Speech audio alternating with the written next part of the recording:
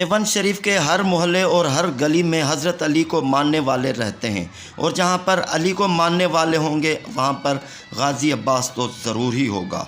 इसी तरह सेवन शरीफ में सैकड़ों और हज़ारों अलम पाक मौजूद हैं, जिनकी मुहर्रमुल हराम आते ही बैरक तब्दील करने की रस्म अदा की जाती है।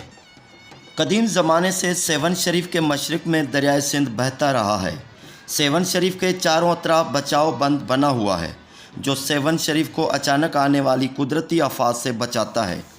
सेवन शरीफ के मशरिक़ में दरियाए सिंध और मगरब में एशिया की सबसे बड़ी मंशर झील है, और दोनों ही सेवन शरीफ के लिए ख़तरा बन सकते हैं। जब ज़्यादा बरसातें होती हैं तो मंशर झील और दरियाए सिंध में पानी की सतह बुलंद हो जाती है। सेवन शरीफ के उल्टे किले से लेकर लालबाग तक तकरीबन 3-4 किलोमीटर का बचाव बंद दरियाए सिंध के पानी से सेवन शरीफ को बचाता है। सबसे ज़्यादा बंदर मोहल्ला और सदर मोहल्ला दरियाए सिंध के करीब बचाव बंद पर हैं, जहाँ पर माछी यानी मछली पकड़ने वाले और मलाह यानी कश्ती चलाने वाले कम्युनिटी के लोग ज़्यादा आबाद हैं। मलाह को सिंधी में नाखो कहते हैं। नाखो के मायने हैं कश्ती चलाने वाला, दरिया के उस पार ले जाने वाला या दरिया में से निकालने वाला। अंग्रेज़ी में इसके लिए लफ्ज़ आता है फेरीमैन। कहा जाता है कि 1.5 सदी पहले जब दरियाए सिंध में मुर्शिद सखी लाल शहबाज कलंदर का कदीम अलम पाक लकड़ी वाला बहता हुआ आया और मुर्शिद की तरफ से उस वक्त के नाखों यानी मलाहों या कश्ती चलाने वालों को हुक्म हुआ कि इस अलम को दरिया से निकाल कर मुर्शिद की दरगाह तक रसाया जाए। मुर्शिद का हुक्म सर आँखों पर रखा और कदीम अलम पाक की लकड़ी दरिया से निकालकर मुर्शिद के सहन में पहुंचा दी गई, और अलम को सीधा करके निस्ब करने में नाखों या मलाहों का बड़ा हाथ या बड़ी मेहनत थी। उस ज़माने से लेकर आज तक सेवन के मलाह यानी नाखे जो उस वक्त कश्तियाँ चलाते थे, वो घराना मुर्शिद सखी लाल शहबाज कलंदर के अलम मुबारक की ड्यूटी अदा करने लगा। नाखा दिलावर हुसैन मुर्शिद सखी लाल शहबाज कलंदर के अलम मुबारक की ड्यूटी देते आ रहे थे। अलम से मंसूब जितनी ड्यूटियाँ थीं यानी बैरक तब्दील करना, अलम की सफाई वगैरह उनके बिल्ले थी। 18 अगस्त 1988 को 7 मुहर्रमुल हराम जुम्मे रात का दिन था। कदीम अलम पाक के नीचे मजलिस अज़ा की तैयारियां चल रही थीं। मजलिस के लिए शामियाने लगाने के लिए उनकी रस्सियां कदीम अलम पाक से मुनासिब ऊंचाई पर बांधनी थीं, जिसके लिए नाखा शहीद दिलावर हुसैन अलम पाक पर चढ़ा। अच्छी खासी ऊंचाई पर था और अचानक उसका हाथ अलम पाक की सीढ़ी से छूट गया और ऊपर से धड़ाम करके गिर गया और शहादत पाई। कहा जाता है कि बिजली के शॉर्ट सर्किट की वजह से दिलावर हुसैन शहीद का हाथ किसी बिजली की तार को छूने से अलम पाक से छूट गया था। दिलावर हुसैन ने सखी लाल शहबाज कलंदर के सहन में ही अपनी शहादत पाई। दिलावर शहीद का बड़ा बेटा अब्दुल्ला इस वक्त अपने वालिद की ड्यूटी अदा कर रहा है। अब्दुल्ला भाई तमाम ड्यूटी के फ़राइज़ अंजाम देते हैं मुर्शिद सखी लाल शहबाज कलंदर के अलम से रिलेटेड। आज 2 मुहर्रमुल हराम को इन नाखों के पेड़ पर अलम पाक की परचम कुशाई हो रही है। अलम की बैरक तब्दील करने वाला अब्दुल्ला का अपना बेटा है। सेवन शरीफ के तमाम मोमिनीन, सादात व फ़ुकरा काफ़िले बनाकर यहाँ पर आते हैं। लंगर न्याज भी चलता है, अज़ादारी भी होती है। इमाम हुसैन की याद में ये सेवन शरीफ में तमाम अलम पाक की बैरक तब्दील की जाती है। मलाह मोमिनीन हज़रत इमाम हुसैन का लंगर न्याज करते हैं और पानी की सबीलें भी चलाते हैं।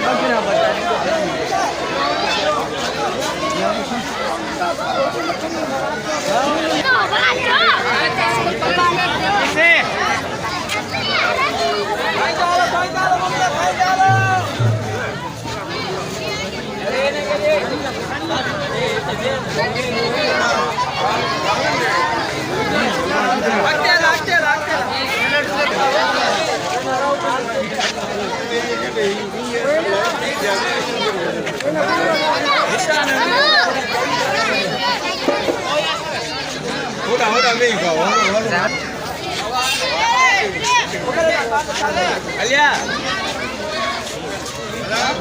Alia mama, Alia. Cari.